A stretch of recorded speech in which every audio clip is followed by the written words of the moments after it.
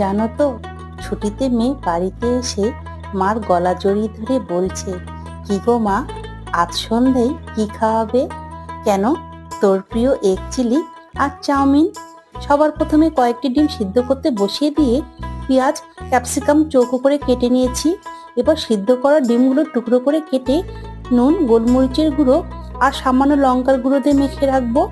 এরপর একটি বাটি নিয়ে কর্নফ্লাওয়ার, গোলমরিচের গুঁড়ো, নুন, জিরে ও ধনের গুঁড়ো, চিলি ফ্লেক্স, আদা রসুন পেস্ট, অল্প জল দিয়ে ব্যাটার তৈরি করব। এবার ডিমগুলো ব্যাটারে চুবিয়ে লাল করে ভেজে তুলে নেব। এরপর ওই তেলে রসুন, কাঁচা লঙ্কা, আদা কুচি, পেঁয়াজ, লাল সবুজ ক্যাপসিকাম ঢেলে পরিমাণ মতো নুন, সামান্য চিনি আর চিলি ফ্লেক্স দিয়ে হালকা ভেজে রাখা ডিম, 3 রকমের সস আর 1 চামচ কর্নফ্লাওয়ার গুলিয়ে দিয়ে নেড়েচেড়ে নামিয়ে নেব। তৈরি তোর প্রিয় এগ চিলি। কেমন লাগলো রেসিপিটা অবশ্যই